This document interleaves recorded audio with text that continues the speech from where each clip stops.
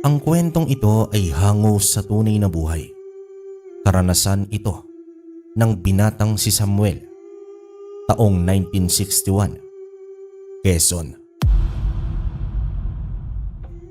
Isang malamig at maulang gabi po sa lahat ng ating mga tagapakinig. Gabi na po kasi dito sa kung saan ako ngayon, sa ibayong dagat sa lugar ng niebe. Ang pangarap kong buhay. Kalakbay, ibabahagi ko lamang po sana sa iyo itong aking kwento na sana'y mapakinggan ng ating mga taga-subaybay. Matagal na akong nakikinig sa inyong programa. Sa katunayan yan, isa ako sa mga silent listener mo dahil sa ang apo ko na lamang po ang nag-o-operate ng computer para mapakinggan ko kayo at iba pang magagaling na narrator dito sa YouTube. Ipinakiusap ko ito sa aking apo na si Camila na maisulat at may padala sa inyong programa Kalakbay. Kayo ang una kong choice para naman sa aking kwento. Lumaki ako sa isang pamilya na may 10 magkakapatid.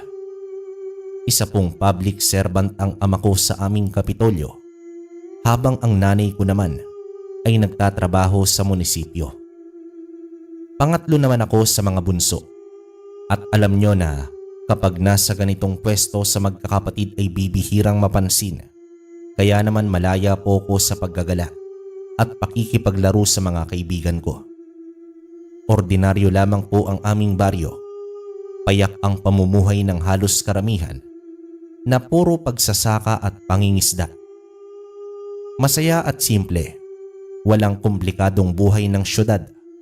At sa aming baryo ay nagdadamayan ang bawat isa hanggat kaya namin ginagawa ng paraan upang maresolba ang anumang problema, at kapag mabigat na, isa sa mga takbuhan ay ang aming kapitan, si Kapitan Samuel. Magandang araw po, Kapitan Samuel. Ipinabibigay po ni nanay. Nagluto po siya ng maraming champurado. Alam niya po na paborito niyo po ito. Kaya sabi po nila tatay, dalhan daw po kita. Kapitan, hindi po ba matanda na po kayo para sa champurado? Bakit ang hilig niyo po rito? Ikaw talaga, Loloy. Umiral na naman yung pagiging mausaysa mo. Kapag ba matanda na, bawal nang maging isip bata pa minsan-minsan. Alam mo kasi itong champurado may mahalagang parte sa aking alaala. Magaling magluto ng champurado ang nanay ko noon. At masaya kaming kumakain ito ng magkakasama ng mga kapatid ko. Kaya sa tuwing nakakatikim ako nito, para akong bumabalik sa batang ako. Alam kong hindi mo pa yan maiintindihan sa ngayon. Pero sa pagtanda mo, maaalala mo ang mga sinasabi ko. Mabait si Kapitan Samuel, madaling lapitan at kahit na sa kagaya kong napakakulit at walang preno ang dila sa kakadaldal, mahaba po ang pasensya niya. Kaya naman madalas na sa umaga siya ang kinukulit ko. Ugali na nitong si Kapitan Samuel na maupo sa labas ng bakuran nila sa may kubong pinapatayo niya para naman sa pagpupulong nila ng mga tao niya. Doon siya nagkakape at pinagmamasdan ang mga residenteng abala sa mga pang-araw-araw na buhay. Mahilig din itong makibalita sa mga bagay-bagay tungkol sa nasasakupan niya. Alam niyo po yung parang tatay siya sa lahat ng taga-samin. Sa partikular na araw na yon, marami ang tao. Nalalapit na kasi ang pista sa aming baryo. At syempre abala talaga ang mga tao. Pero itong si Kapitan, kalmado pa sa pinakakalmadong tao. Naroroon lamang at patawa-tawa at natutuwang panoorin ang pagiging abala ng mga residente. Nang may lumapit sa kanyang isang dayo, isang babae, at nagtatanong kung saan mahanap ang bahay ni Mang Felipe. Bagong lipat sa baryo namin at magdadalawang buwan pa lang yatang naroroon. Ayon dito sa babae, ay kapatid siya ni Mang Felipe. Nakangiti namang sumagot si Kapitan Samuel at sinagot itong babae. Sabay haplos sa ulo ko na ipinagtaka ko naman, pero agad na nagsalita si Kapitan Samuel. Iya, maaari mo bang lawayan itong bata? Mahirap na at lapitin ng usog itong lalaking ito. Hindi ko naman alam kung bakit kailangan akong lawayan nitong babae.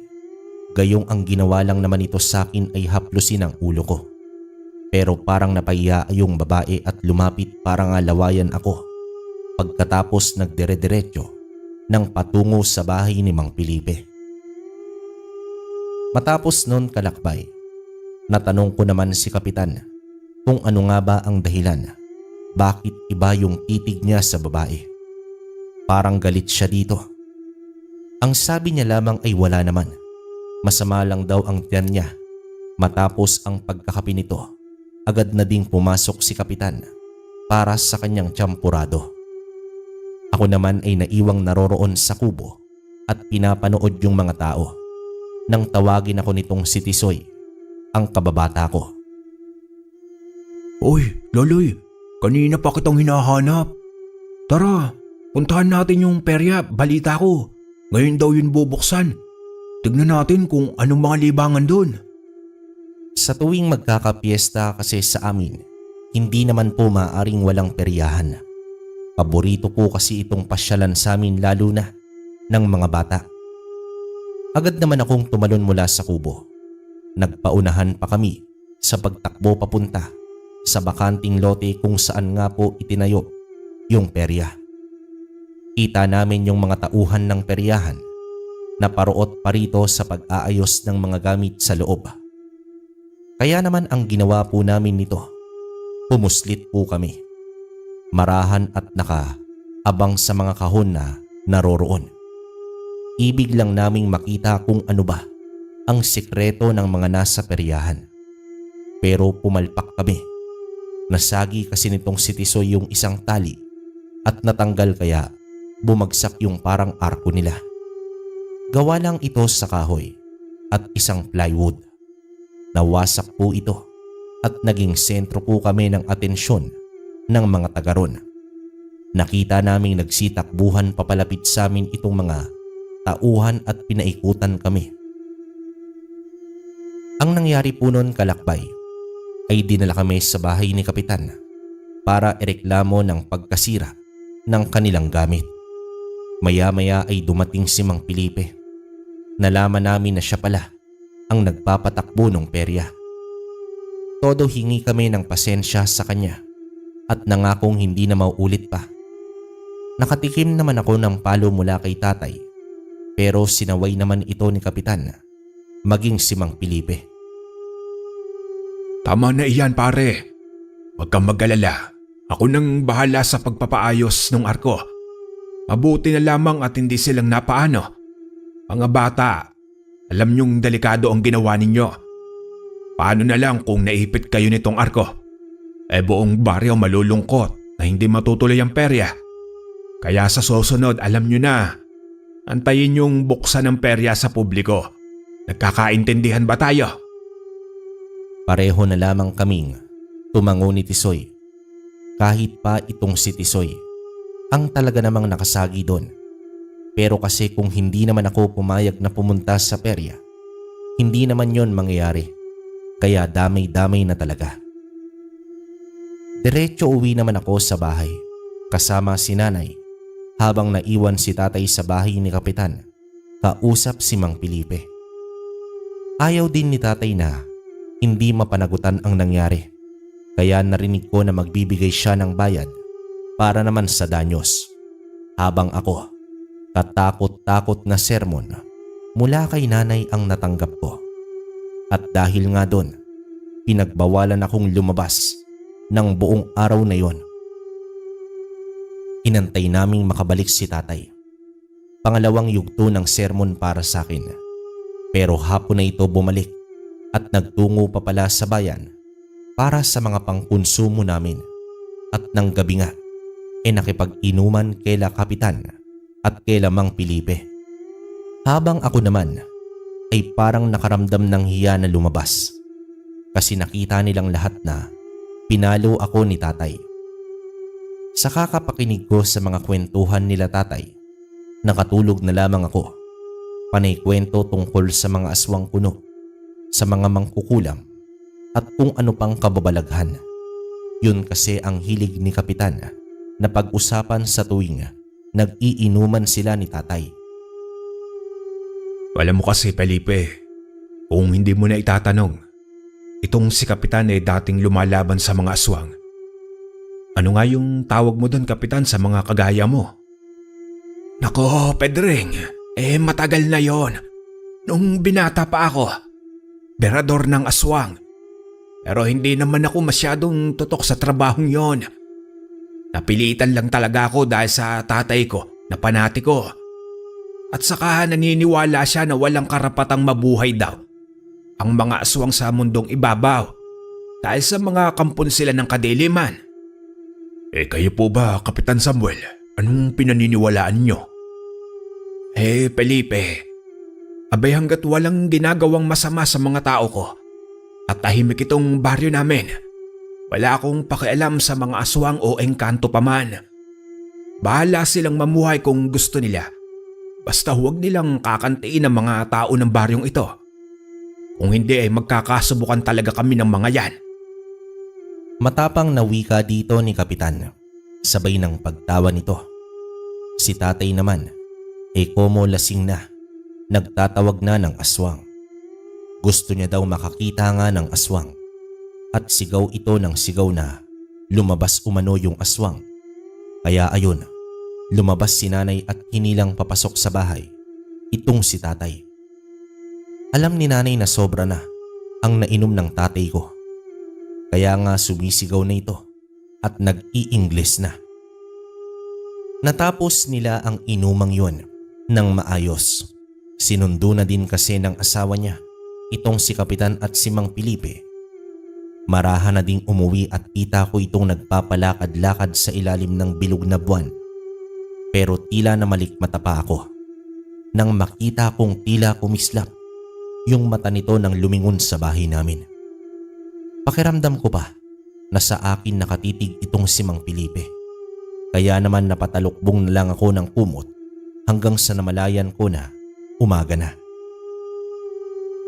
Nakatulog pala ako at inisip ko na panaginip lamang ang nakita ko noong nagdaang gabi. Linggo nito, walang pasok sila tatay kaya nga malakas ang loob niyang maglasing noong nagdaang gabi. Maaga naman akong lumabas. Pinuntahan ko si Tisoy para sana silipin namin yung perya kung bukas na. Pero ayon sa nanay nito, may sakit daw itong si Tisoy. Mataas ang lagnat at nananakit ang mga kasukasuan. Yung tipong parang trangkaso. Kaya mag-isa na lang akong nagpalaboy-laboy sa baryo namin. Wala naman kasing ibang bata doon ang gustong makipaglaro sa akin. Takot sila sa tatay ko. Kapag kasi nasugatan ako o kaya ay nasaktan, pinapagalitan sila ni tatay kaya iniiwasan na lamang nila ako para hindi sila nag-aalala sa sermon ni tatay. Istrikto ang tatay ko kalakbay, pero mabait at mapagmahal na ama. Pero sa mga kagaya nating mga bata, talaga ang tingin natin sa mga tatay nating mahigpit ay mga kontrabida. At ang nanay naman, ang kakampi at ang tagapagtanggol. Kanina pa kitang nakikitang nagpapabalik-balik dyan. Ano bang bumabagabag sa iyo, Loloy? Halika nga at maupo ka dito. Ako ang nahihilo sa iyo Ikaw po pala, Kapitan Samuel. Hindi po agad kita nakita. Wala naman po. Si Tisoy po kasi bigla ang nagkasakit. Di tuloy kami nakapaggala po. At saka Kapitan, may mga tao po ba talagang kumikislap ang mga mata sa gabi? Nakita ko po kasi si Mang Felipe kagabi nung pauwi na siya mula sa inuman nyo. Lumingon po siya sa bahay namin. Tapos bigla pong kumislap yung mga mata na parang pula. Hindi ko alam kung panaginip lang po ba ito o totoo. Nakatulog na po kasi ako nun. Sigurado ka ba sa sinasabi mo, iho? Walang mga mata na umiilaw sa gabi na bilog ang buwan. Tama ba ako? Namangha naman ako na naniwala sa akin si Kapitan at binilinan na lamang po ako nitong si Kapitan na wag na munang maglalalapit kay Mang Felipe o kanino paman sa mga tauhan nito sa perya. Ginawa nito kong mangako at kapag ganito si Kapitan, ibig sabihin lamang na seryoso ito. Bandang 4:00, tinawag ako ni Nanay. Si Tatay kasi ay masama pa din ang pakiramdam, kaya inutusan ako na tawagin si Kapitan. Bukod kasi sa Kapitan, may kaalaman din ito sa panggagamot. Hindi naman siya albularyo, hindi siya antingero, basta marunong lang siyang manggamot. Kapitan Samuel! Kapitan! Pinapatawag po kayo ni Nanay. Si Tatay po kasi masama pa din po ang pakiramdam at nagsusuka po. Hindi din po makabangon sa higaan. Tulungan niyo po kami, Kapitan. Pinakalma naman ako ng matanda. Ang sabi niya ay magiging ayos lang ang lahat at wag akong masyadong mataranta. Pinainom ako nito ng tubig at pinaupo. Humiga daw muna ako at ihahanda niya lamang ito ang mga gamit na mga gamot para naman kay Tatay. Unang beses po kasi itong mangyari kay Tatay. Wala naman kasi itong sakit at ni minsan hindi siya naggaganon sa mga inuman. Ilang minuto ang lumipas ay bumalik na ako sa bahay kasama si Kapitan. Naroroon din si Nanay na naiiyak na at naawa sa kalagayan ni Tatay. Wika pa nito na nasobrahan daw sa kakainom kagabi. Sambit pa ni Nanay na ayaw daw kasi makinig ni Tatay na kumain muna bago uminom ng alak. Kaya daw nagkaganoon si Tatay. Pero sumalungat dito si Kapitan. Tiningnan niya muna itong si Tatay. Sinuri niya yung katawan kung may mga pasa daw o may kagat. Nang makitang wala naman, may ipinatong siyang parang garapon sa tiyan ni Tatay. Tapos inihipan niya yung laman nito hanggang bumula ng bumula. Hanggang sa nagkulay itim po itong likido sa loob ng garapon. Kita ko po na nagdurugo yung ilong ni Kapitan, pero tinapos niya yung proseso at nang makumpleto niya yon, saka pa lamang siya naupo at sinabing maayos na daw itong si Tatay. Kailangan lamang daw makainom ng tubig na may asin. Ang inalala namin itong si Kapitan dahil sa patuloy na pagpatak ng dugo sa ilong niya. Pero wag daw siyang pansinin. Epekto lang daw yon ang ginawa niya dahil sa wala daw talaga siyang kakayahang espiritual at pinipilit niya lang ang proseso.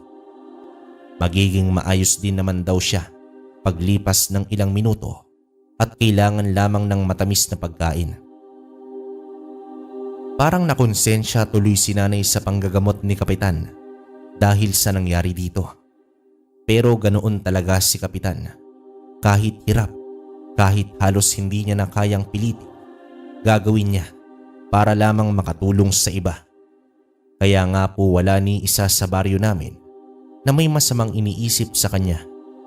Lahat ng tao doon ay iginagalang siya at lahat magiliw sa kanya. 2 oras pa, mag-aalas 7 na halos ng gabi nang magpaalam si Kapitan na aalis na daw ito at maayos na siya. Sumama pa ako sa kanya sa labas ng gate namin. Nagpasalamat naman ako sa tulong niya at tinanong ko siya kung ayos na ba talaga si Tatay na kung hindi na ba siya magsusuka pa. Loloy, iho. Mamaya ay maglagay ka ng asin sa mga pinto at sa bintana ninyo. Tapos sa labas ng pinto, magsaboy ka ng abo. Huwag ka na munang lalabas pa sa gabi, ha? Maraming mga bagong mukha ngayon. Maraming mga dayo. Sige na, uuwi na ako. Huwag mong kalimutan yung billing ko. Inantay ko na pong makatulog si Nanay at si Tatay naman ay mapayapa na ang itsura nito at maayos na nagpapahinga. Lumabas naman ako ng mga 10:00 na yata ng gabi mula sa kwarto ko. Kinuha ko yung malaking lalagyan ng asin namin. Nilagyan ko lahat ng bintana at mga pinto namin. Basta sabi ni Kapitan, yung mga baba ng pinto at bintana at saka yung abo mula sa dapog. Mula ito sa kusina namin, kumuha naman ako ng isang tabo tapos nilagay ko po sa labas ng pinto.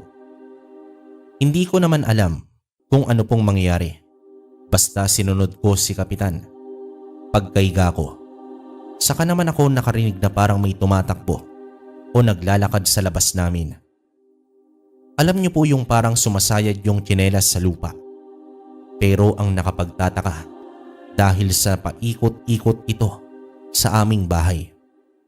Napakatagal nun kalakbay. Halos magkakalahating oras po yata. Tapos, nung magtahulan yung mga aso, biglang nawala ito. Saka lang ako nakatulog.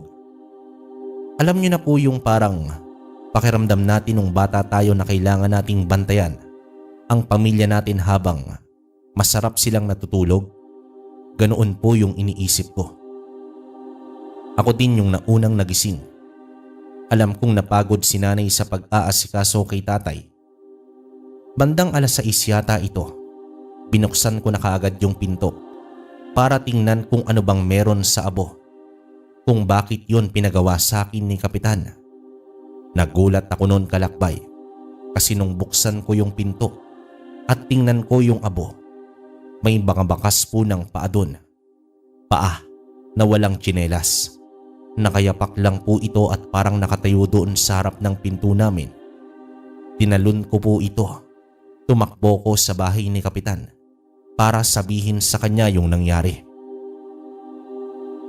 Kapitan Samuel, dali, bilisan niyo po, sumama po kayo sa akin.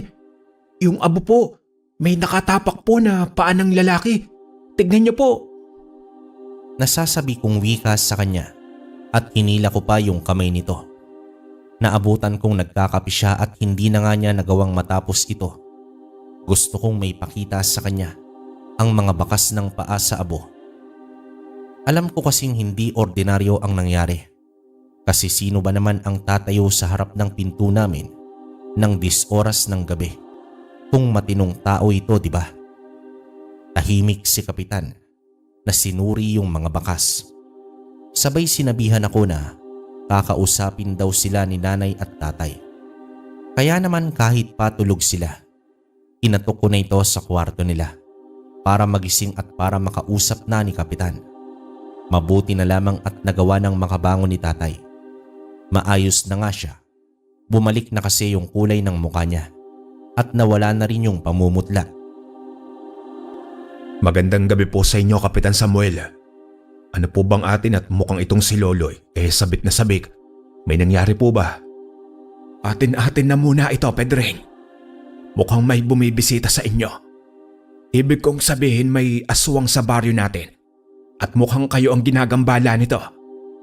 May kinalaman ito sa pagkakasakit mo at mukhang wala itong balak na basta na lamang kayong tantanan. Kaya kailangan nyo mag-ingat.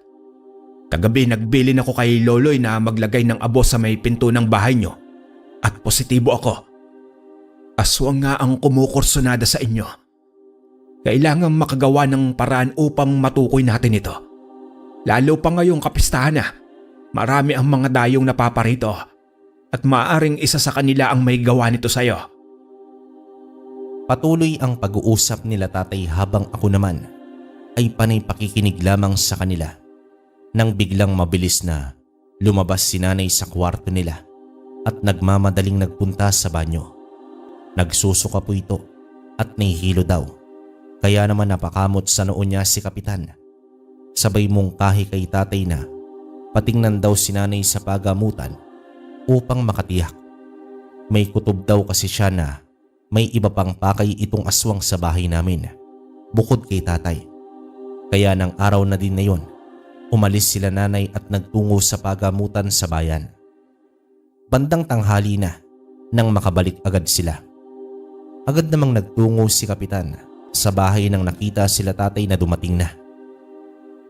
Buntis ang misis mo. Tama ba ako, Pedreng? Tama po ang kutob niyo, Kapitan Samuel. Buntis nga po si misis. Ano po bang gagawin natin? Ayon pa kay Kapitan, pinakapiligroso para sa nanay ko ang mga sandaling yon dahil sa tiyak na magpapabalik-balik yung aswang sa aming bahay. Kaya naman magtatalaga umano si Kapitan ng mga taong roronda sa gabi doon sa may bahay namin upang matiyak na hindi kami masasalisihan ng aswang. Iikutan na din daw niya ang iba pang kabahayan at aalamin kung may iba pang buntis sa baryo namin. Nag-aalala itong si Kapitan na baka may iba pang mabiktima ang aswang o baka hindi lamang nag-iisa itong nilalang na naroroong dumayo sa aming lugar. Kapitan, ano po ba yung daladala mo? Bakit may ganyan po ikaw? Buntot pagi ito, Loloy. Mabisa itong sandata laban sa mga aswang. At kapag may aswang na malapit dito, para silang nangangati at hindi mapalagay. Kaya kung makakasalubong ko ang aswang o malalapitan man lang, natitiyak kong malalaman ko, isang kabastusan ang ginagawa ng aswang na ang paggagambala dito sa ating tahimik na baryo at hindi ko mapapayagan iyon. Kung kailangang gabi-gabing suyurin ko ang baryo, makita lamang siya ay gagawin ko. Ipapaintindi ko sa kanya na sa baryong ito, walang sino man ang maaaring gumawa ng masama sa mga residente hanggat nabubuhay ako. Mabagsik naman ang pagkakasaad nito ni Kapitan na tila ba may personal na galit siya sa mga aswang. Pero kasi tama naman siya. Sino ba naman ang gustong maaswang o mapatay ng mga ito? At dahil kapitan siya ay alam niyang katungkulan niya ang protektahan kami. Yun nga lang, ang inaalala ko noon ay medyo matanda na siya. At base sa mga kwento sa amin, ang aswang ay nakakatakot at malakas na halimaw. Iniisip ko naman kung papaanong magagawang kalabanin ng isang matandang kapitan ang isang malakas na aswang. 5:00 ng hapon, napadaan kami ni Kapitan sa may peryahan kung saan may mga tao na ang naroroon at naglilibang. Kaya naman naisipang pumasok dito ni Kapitan. Siyempre ako naman po ay nakasunod sa kanya. Nasa likod niya lamang ako. Nakita ko doon sa loob ng perya si Tisoy kasama ang iba pang mga bata. Kaya naman nagpaalam ako kay Kapitan na makikipaglaro muna dito kay Tisoy. Kapitan Samuel, maaari po ba kung pumunta muna kila Tisoy? Mukhang masaya yung nilalaro po nila. Pangako, doon lang po ako. Aantayin ko na lang po kayo. Oh sige, pero Loloy, huwag kang lalayo ha. Dadaanan kita doon at antayin mo ako. Huwag kang lalabas ng peryaan nang wala ako. May titignan lang ako sa may unahan. Agad naman akong tumango-tango at tumakbo na ngang patungo dito kay Tisoy na noon ay abala sa pagtira sa mga lobo. Ito yung kailangan mong putukin yung mga lobo gamit ang isang matulis na bagay. Ang kaso lang kalakbay, mahina naman ang mga braso ni Tisoy kaya hindi niya matamaan ang mga lobo. Kaya naman panaytawas sa kanya yung mga kasama niyang kalaro namin. Nilapitan ko ito at sinabihan ko kung gusto niya bang tulungan ko siya. Hindi naman po sa pagmamalaki, pero magaling po kasi ako sa pag-aasinta at kahit bata pa ako, malakas naman po ang mga braso ko. Ito kasing si Tisoy lalampalampa. Hoy Tisoy, basta kapag nasapul ko ang mga yan, bibigyan mo ako sa premyo ha? Nakita ko kasi na pagkain yung mga premyo at laruan. Pero kahit yung pagkain lang ang ibigay niya sa akin ay ayos na. Pumayag naman dito si Tisoy. Higanti ko daw siya at madami na siyang nagastos sa larong yun dahil sa udyok ng mga kasama niya at nung bantay. Panay sabi kasi nung bantay na sige, subukan mo ulit at tatamaan mo na yan. Parang yung inuuto na lang si Tisoy kasi alam niyang walang pag-asa na makatama ito. Nagseryoso naman ako at itinuon ko yung atensyon ko sa mga lobo. Hindi ko na marinig yung mga sinasabi ng mga kaibigan ko at nang umpisahan kong tirahin, Magkakasunod po yung mga lobo na nagsiputukan sa lahat ng hinawakan ko. Nagulat naman itong sila Tisoy at maging yung bantay nung laro. Sabi ko sa'yo, sisiw lang yan sa akin eh. Ano, gusto mo pang maglaro? Madami pang mga lobo. Saka marami pang papremyo, ubusin natin. Wika ko naman kay Tisoy. Mapera kasi ang magulang nito at palagi siyang binibigyan. Kaya naman madami din ang nakadikit sa kanya para malibre sila.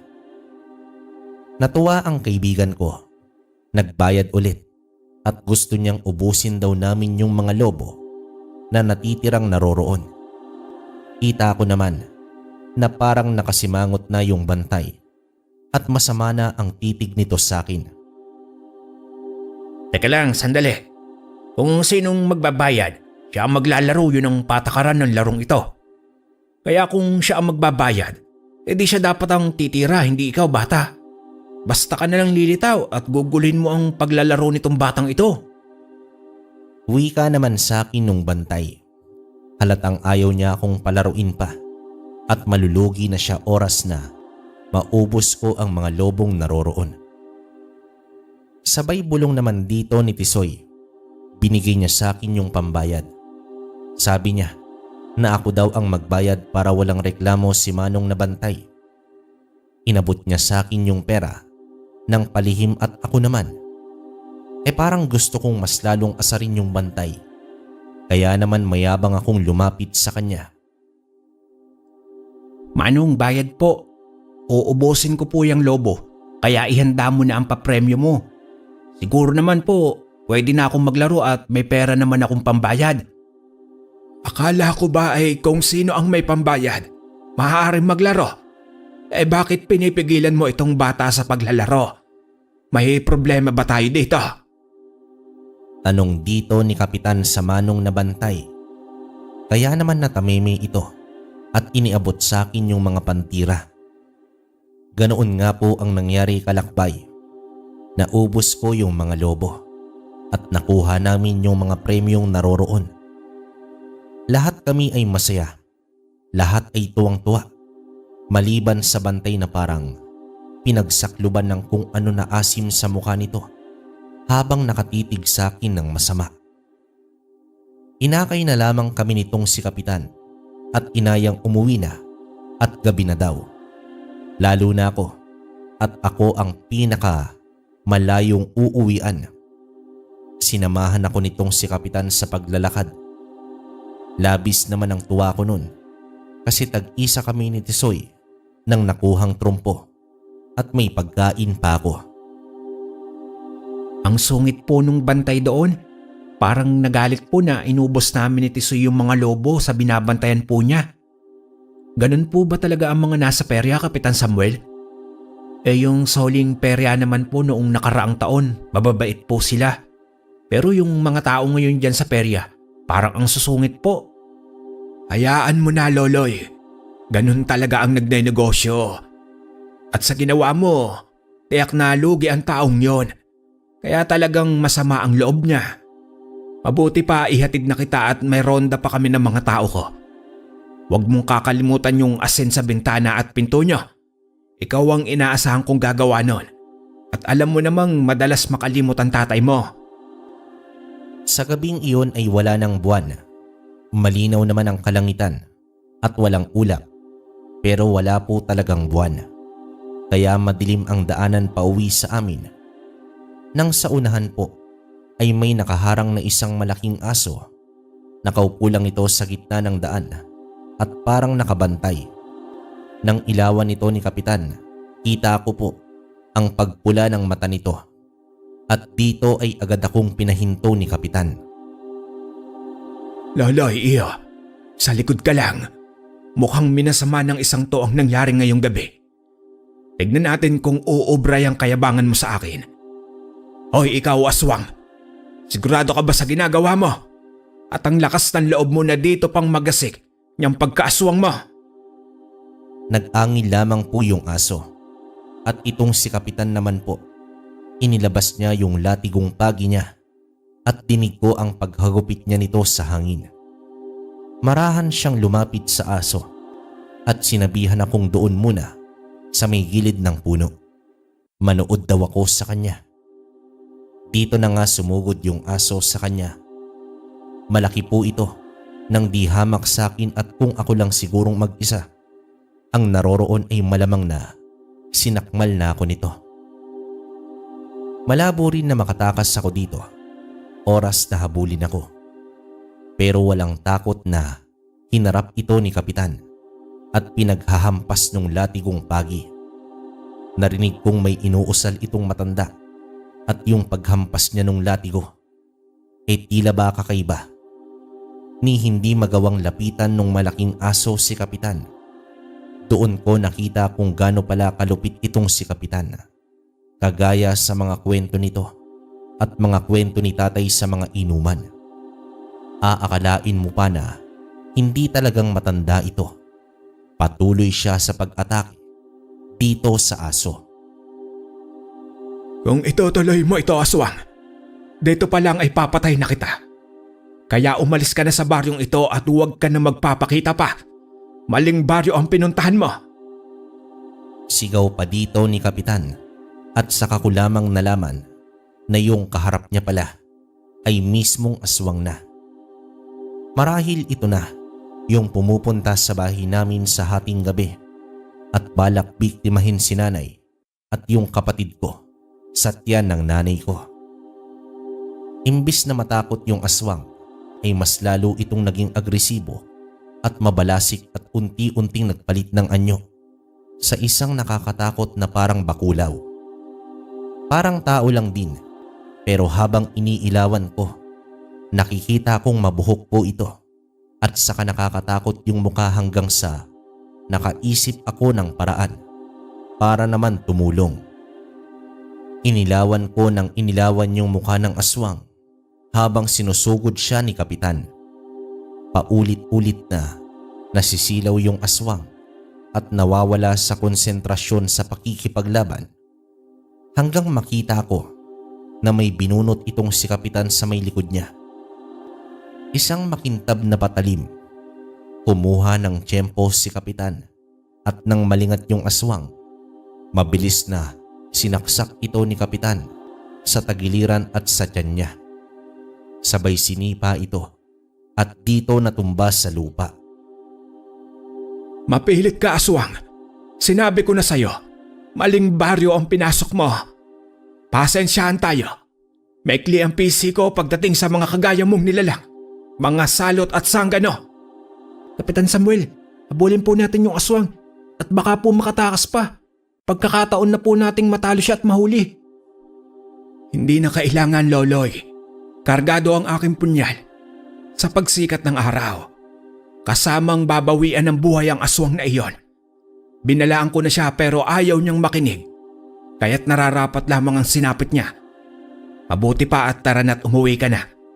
Wala na ang aswang na manggagambala sa inyo simula ngayon. Pagdating naman sa bahay ay sabik ko ngang ikwinento ang nangyari sa amin sa daan. Ito naman pong si Kapitan ay nagpaalam na at pupuntahan pa daw niya yung mga rumoronda upang magbakasakaling mahanap yung tumakas na aswang. Natuwa naman sila nanay at tatay sa balita. Wala ngang pangamba sa aming bahay sa gabi-gabing matutulog kami. Wala nang magtatangka pa sa nanay ko. Kaya naman ang makapaghilamos na ako ay natulog na ako kaagad. Sabik akong makwento kay Latisoy yung nangyari sa kinabukasan. Pero may isa po kong nakaligtaan ng gabing yun dahil nga sa ang alam ko ay mamamatay na yung aswang at wala naman kaming dapat pang ipag-alala. Hindi ko na naisip yung paglalagay ng asin sa pinto. Nakaligtaan ko na po. Kaya nung gabing yon, habang nasa kasarapan ako ng tulog, napabalikwas na lamang ako nang makarinig ako ng tila may naglalakad sa bubong namin. Nung una, akala ko ay pusa lamang ito. Pero nang kalaunan, napagtanto ko na mabigat po yung mga yabag. Parang hindi na sa isang pusa. Dahil nga sa tahimik yung gabi ay dinig na dinig ko ito. Pero ang nakapagtataka lang, labis ang sarap ng tulog nila tatay na tila hindi man lang namamalayan ang nangyayari. Maging nung nakalabas na ako ng kwarto at naroroon na ako papunta sa kusina namin, tulog pa din sila. Bala ko nitong kunin yung asin para magsaboy sa pinto at maging sa bintana. Kinutuban na ako kasi na baka yung aswang ay nagawang makalusot kaila kapitan at gagantihan nga ako dahil sa ako yung panay pag-ilaw sa mukha niya. Dito sa kusina, nakapatong itong garapon ng asin sa may itaas ng lababo. Kaya naman kailangan ko pang tumungtong sa may upuan para maabot ito. Kaya nga lang, nang nasa lababo na ako at silip na silip kasi yung maliit na bintana dito, ganoon na lamang yung gulat ko nang makita ko yung maitim na figura na nakatitig sa bintana. Ewan ko ba kalakbay at hinawi ko pa yung kortina. Doon ko nakita itong aswang na nakatingin sa akin kaya wala na sa isip ko na sabuyan ito ng asin. Labis naman po ang pagsigaw nitong aswang at biglang tumakbo. Dito na ako nagsusumigaw kay nanay at tatay na may aswang nga sa labas ng bahay namin. Saka pa lamang ito nagising sila nanay at tatay nang kalampagin ko yung pinto ng kwarto nila. Agad namang kinuha ni tatay yung itak niya sa may kusina. Pinailawan po yung bahay namin at lumabas po sa pinto. Nagsusumigaw po itong si tatay. Inahamon yung aswang at pinapalabas nga po. Dahil naman sa pagsigaw niya, kaya nagsipuntahan sa amin yung mga kabaryo na malapit sa bahay. At akala namin ay may mangyayaring pag-aaway kaila nanay at tatay pero ipiniliwanag ni tatay ang naganap. Nakita niya kasi itong aswang na tumatakbong papalayo sa bahay namin. Kaya naman sigurado siyang may aswang nga ang umaaligid. Pero sa pakiwari ko kalakbay, iba yung aswang na yun. Mas maliit kasi yung itsura nito kumpara doon sa nasaksak ni kapitan. Kaya nung dumating itong si kapitan, agad ko namang sinabi sa kanya ang lahat ng nangyari. Kapitan, nagising po kasi ako bigla nang makarinig ng naglalakad sa bubungan namin. Saka sila tatay hindi po nagigising. Nakita ko po nang malapitan yung aswang sa bintana sa may kusina. Iba po yung itsura niya dun sa nasaksak niyo po. Mas maliit po yung nakita kong aswang sa likod bahay namin. Mas maliit yung ulo niya at saka katawan. Tapos may kaunti pong pagkabalbon. Kung gayon, hindi lamang nag-iisa ang aswang na naririto sa baryo natin. Mga kabaryo, maging maingat tayo. Bukas ay may papatawag ako na pagpupulong para sa paghahanda sa pista at sa pag-iwas sa mga aswang na ito. Huwag naman sana pero sa tingin ko, may angkan ng aswang ang naririto sa ating baryo ngayon at pagala-gala sa gabi. Hindi ko sinabing narito mismo sa baryo, pero tila yata itong lugar natin ang punterya nila. Kaya mag-iingat kayo. Sige na, umuwi na kayo sa mga bahay nyo. Loloy, siguraduhin mong nakakandado ang bahay nyo. Magaling ang ginawa mo sa pagsaboy ng asin sa mukha ng aswang. Siguradong hindi nun magagawang gumala sa umaga. Dahil sa makikilala natin kaagad siya. Dahil siguradong may lapnos ang mukha niya. Sige na mga kabaryo, magpahinga na kayo, kami na ang bahala dito sa labas. Nagtuloy sa pagroronda sila kapitan at 2 oras lang naman ay umaga na din. Dito maagang nag-anunsyo ang mga tauhan nitong si kapitan para nga sa gagawing pagpupulong-pulong ukol sa pista sa kinabukasan at sa banta ng mga aswang, lalo na sa mga buntis naming kababaryo. Natural lang mababahala ang karamihan sa amin, pero pinagtibay ni kapitan ang loob nila. Alam kong nababahala ang karamihan sa inyo, pero wag na wag niyong gagawin yan.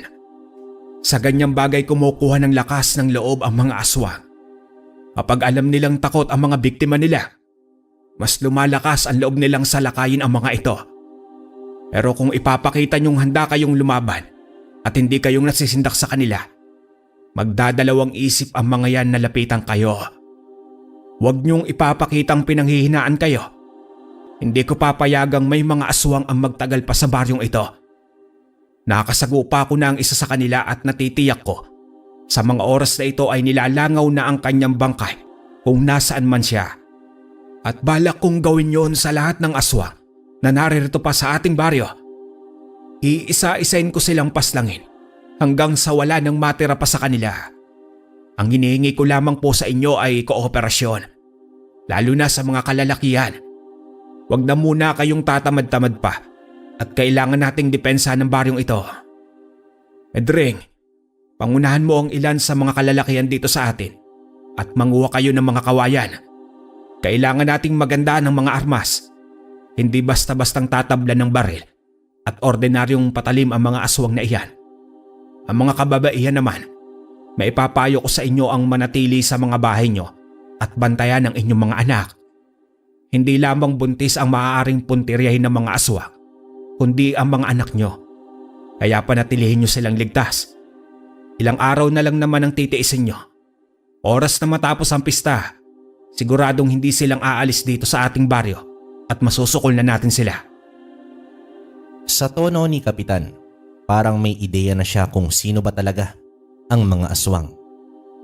At isa pa, para sa ginagawa niyang pagpupulong, bagamat posibleng may mga aswang ang naroroong nagpapanggap na tao lang, sinadya niyang malaman ng lahat na hindi siya takot at plano niyang ubusin ang mga ito. Sa likod naman ng imahinasyon ko, panay ang pagpapagala-gala ng mga mata ko. Ibig kong makita kung may kakaiba sa paligid. Dala ni Kapitan ang kanyang latigo, kaya naman naisip ko na kung may aswang man ang naroroong nag-iispiya, tiyak na magkakaroon ito ng reaksyon sa latigo ni Kapitan. Kaya naman naglakad-lakad ako, palipat-lipat ng pwesto at iniisa-isa ko nga po ang mga taong naroroon. At sa hindi ko inaasahang pangyayari, nabangga ko itong si Mang Felipe. Naroroon ito sa pinakagilid po at wari po nito na sinisilyaban sa pinagkakatuyuan nito sa labis na pagpapawis, gayong nasa labas naman kami at mahangin. Presko ang pakiramdam ko, pero itong si Mang Felipe sobrang pinagpapawisan. Para bagang akala mo nasa harap siya ng lutuan o isang pugon.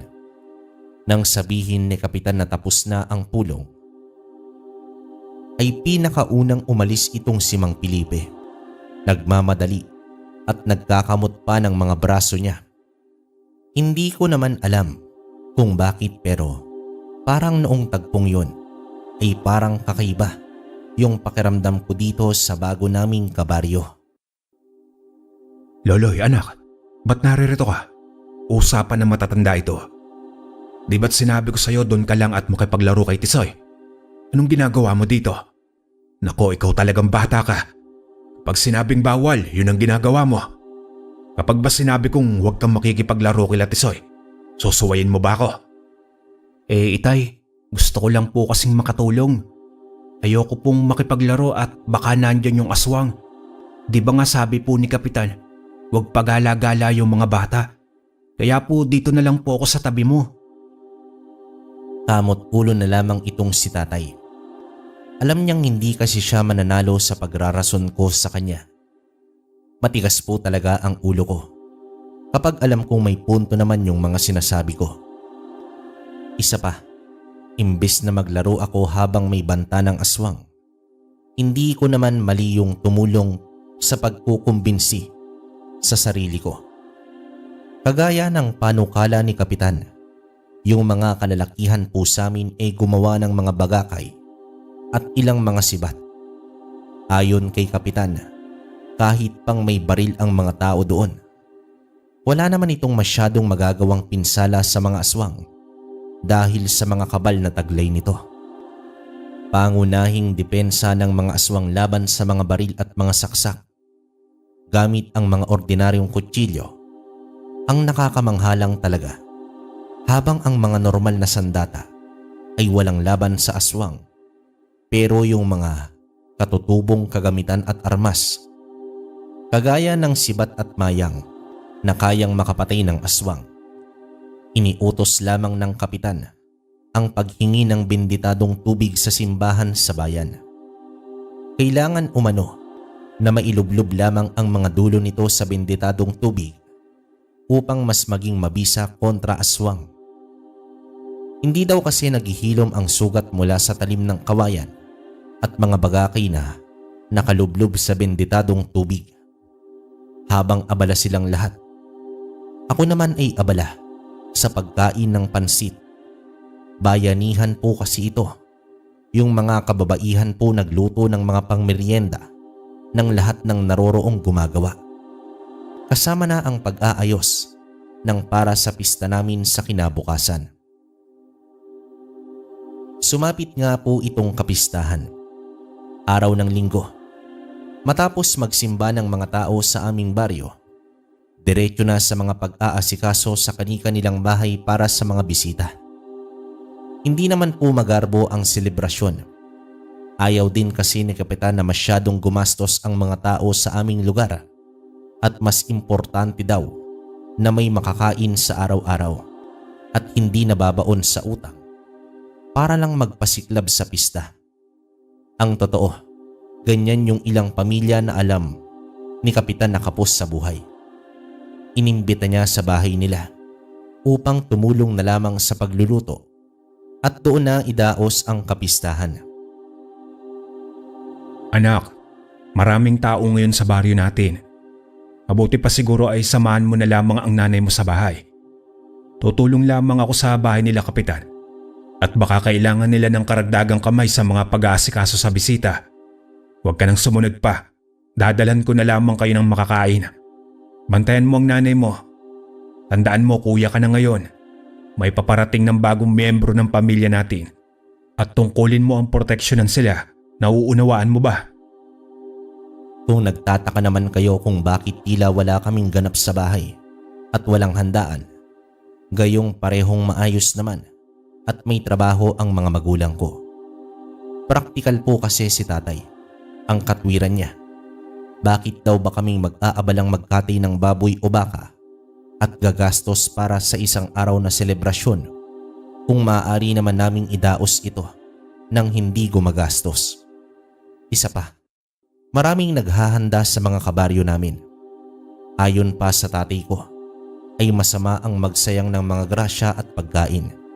Kaya naman taon-taon, kung saan-saang bahay lang si tatay tumutulong sa pagluluto, pagsisilbi sa mga hapag, pagkatay at kung ano-ano pang maaring gawin sa pistahan.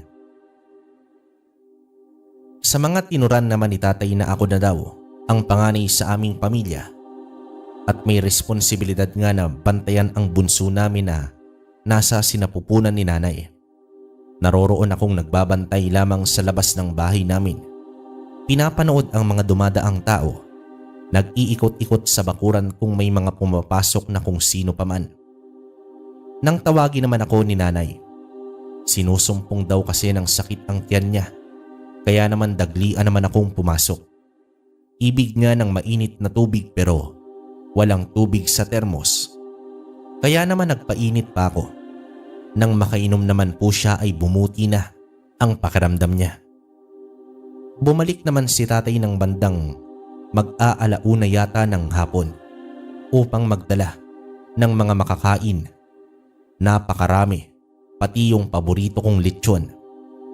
Nang may ayos niya ito sa lamesa at akma ng paalis ulit at may inuman daw kalaunan sa bahay ni Kapitan, binilinan siya ni nanay na wag nang masyadong magpagabi pa. Alam naman daw niya ang sitwasyon kaya tumangulang si tatay. Wag daw mag-alala at hindi siya papaabot ng takip silim. Nilantakan ko itong mga pagkain, igado, humba, lechon na pagkarami-rami at kung ano-ano pang naroroon. Iniwasan ko naman yung kanin.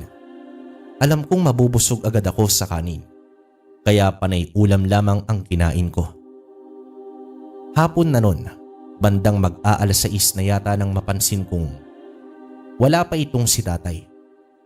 Panay tanaw na ako sa labas ng bakuran namin at ang haba na ng leeg ko sa pagtingin kung paparating na ba itong si tatay.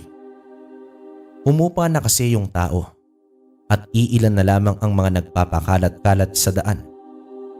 Kaya naman sa tuwing may makita akong lalaking naglalakad sa di kalayuan, iniisip ko na si tatay na ito pero wala. Tila napasarap ang pag-inom niya. Bandang mag-aalas 7 na ay wala pa din si tatay at nag-umpisa na akong mabahala. Gabi na, madilim at wala kaming ibang kasama sa bahay. Ayoko mang isipin pero nangyari na ngang sumakit muli ang tiyan ni nanay. Sobrang sakit na ikinataranta ko na kung ano naman ang gagawin ko. Naisipan ko namang lumabas ng pinto at tumingin kung may makakatulong sa akin at nakita ko nga doon itong si Mang Felipe at ang babaeng naghahanap sa kanya noong isang araw. Labis naman ang taranta ko at nakita ako nito sabay lumapit sa akin. Anong nangyayari sa iyo? Ayos ka lang ba? Nasaan ba ang tatay at nanay mo? Mang Felipe, si nanay po labis ang pagsakit ng tiyan niya at wala pa po si tatay. Nasa bahay pa po ni Kapitan. Hindi ko naman alam nun, Kalakbay, kung dahil ba sa katarantahan ko at napasunod ako nitong si Mang Felipe. Ganoon ba? Nako, delikado yan. Ang mabuti pa takbuhin mo ang tatay mo sa bahay ni Kapitan. Kami na lang ang bahalang tumingin dito sa nanay mo. Sige na, bilisan mo na baka mapaano pa ang nanay mo. Sa mga sinabi niya, nataranta naman ako at naiwan ko nga itong garapon ng asin sa may pintuan ng bahay. Madali naman akong tumakbo sa bahay ni Kapitan.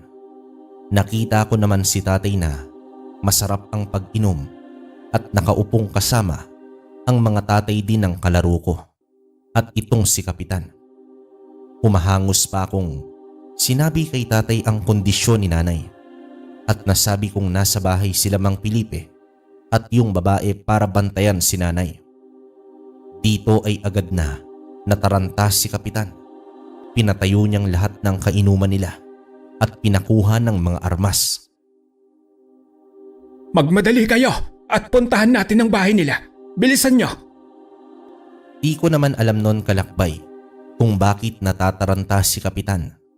Pero yun nga po, nagmadali ang lahat at nagtakbuhan. At nang makarating nga kami ng bahay, sumisigaw si nanay sa loob at tinatawag si tatay. At ito ay dahil sa may dalawang nasa bintana ng kwarto at pilit na sinisira itong bintana para naman makapasok sila. Dalawang aswang po ang naroroon. Mabuti na lamang pala at naiwan ko yung garapon ng asin sa pinto. Hindi nagawang makapasok ng mga aswang ng direkta sa bahay. Labis naman po ang balasik ng mga anyo nito at talagang malapit nang masira yung bintana. Yung babaeng aswang nga ay nakalusot na, yung ulo sa butas at akma nang papasok sa kwarto ni nanay. Kaya naman napasigaw na itong sila Kapitan. Gulat naman sila sa pagdating namin pero dahil sa napapaligiran agad sila, walang nagawa itong mga aswang kundi ang protektahan ang sarili nila. Akmang susugod ito sa mga lumalapit sa kanila. Nagkamali kayo ng piniling baryo upang salantahin. Hanggat naririto ako at ako ang kapitan, walang sino man sa mga kabaryo ko ang mahuhulog na biktima ng mga aswang na kagaya nyo. Felipe, tinanggap ka namin sa baryong ito bilang isa sa mga residente. Pero ito pa ang isusukli mo sa mga kabutihang ipinakita sa iyo ng mga tao ko dito. Ang aswangin sila. Pagpasensyahan mo na. Pero wala na sa bokabularyo ko ang salitang patawad sa mga umaagrabyado sa aking kabaryo. Puro kasatsat, Samuel. Gusto ko lang malaman mo na mapatay mo man kaming dalawa dito. Hindi kayong tatantanan ng mga kalahi ko. Ngunit hindi nagpakita ng awa si Kapitan. Sinalakay ng mga kababaryo namin itong dalawa. Sinaksak nila ng mga sibat at bagakay. Dinig ko naman ang hirap nila at galit na tila sinusumpa kami. Pero hindi nagpatinag si Kapitan at nang matapos nga ay iniutos niyang sugurin ang perya. Malaki ang tsansa na puro aswang ang naroroon. Pero tila dahil sa pagkakapatay nila kay Mang Felipe ay nakatunog na ang mga nasa perya. Dahil nang marating namin ito, wala ni isa ang naroroon. Parang dinaanan ng bagyo yung peryahan at wala ng mga bantay yung mga palaruan. Iniwan nila yung perya at dito namin nakumpirma na perya pala ng mga aswang ang dumayo sa aming baryo. Sa bilis ng aksyon ni Kapitan at sa solidong samahan ng aming kabaryo, nagawa po naming masupil ang mga salot. Nailigtas si nanay at nataboy ang mga dayong aswang. Naipanganak po ni nanay ng maayos ang bunso namin. At umpisa ng insidenteng yun, wala na pong naging balita pa ng aswang sa aming lugar. Yun nga lang po ay walang forever ika nga nila. Kasi 5 taon lamang ang lumipas ay namayapa na itong si Kapitan Samuel. Ang kanyang anak ang humalili dito sa aming lugar. Pero alam namin na maging ng anak niya na walang makakapantay sa kadakilaan at kabaitan ng aming butihing kapitang si Mang Samuel.